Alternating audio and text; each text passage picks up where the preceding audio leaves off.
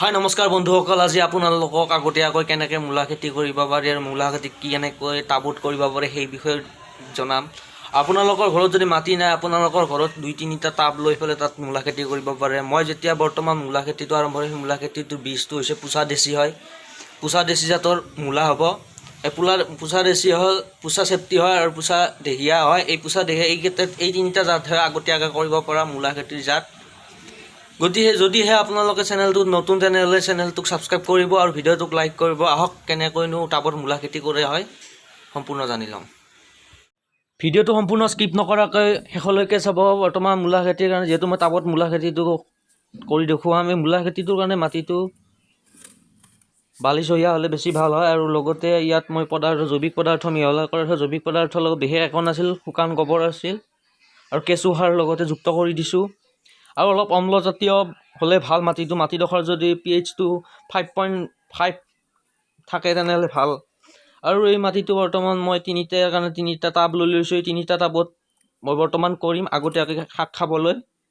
বৰ্তমান সেই টাবকেইটাত মাটি ভৰাই লৈছোঁ। মাটিটো আপোনাৰ আধাকৈ ভৰাই লৈছোঁ। সম্পূৰ্ণ এটা যদি টাব লয়, আপুনি টাবটো সম্পূৰ্ণকৈ মাটিটো নিদিব আৰু তাতে আধা মাটি ভৰাব। যদি সেই টাবটো সৰু থাকে তেনেহ'লে আপোনালোকে সম্পূৰ্ণ ভৰ্তিকৈ মাটিটো ভৰাব।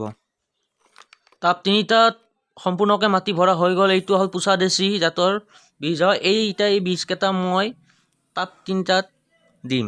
এই পুছা দেশী বীজটো আপুনি বীজ ভাণ্ডাৰত পাব।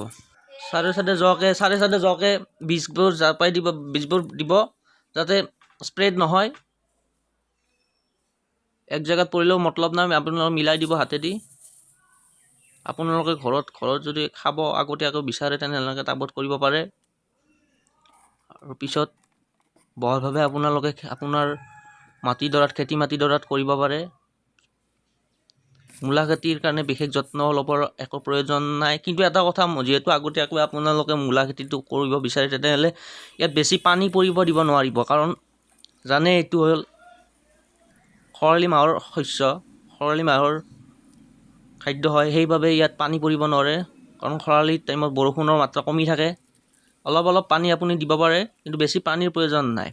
ইয়াত মই যিহেতু বীজ দিয়া হৈ গ'ল, বীজ দিয়াৰ পিছত পানী দিব পাৰে। এনেকৈ পানী দিব হাতেদি যাতে সম্পূৰ্ণকৈ বীজকেইটা ভিজি যায়। তাৰে ওপৰত মাটি পেলাই দিব, যিহেতু পানী দিয়া গৈছে ইয়াত টাবকেইটাত।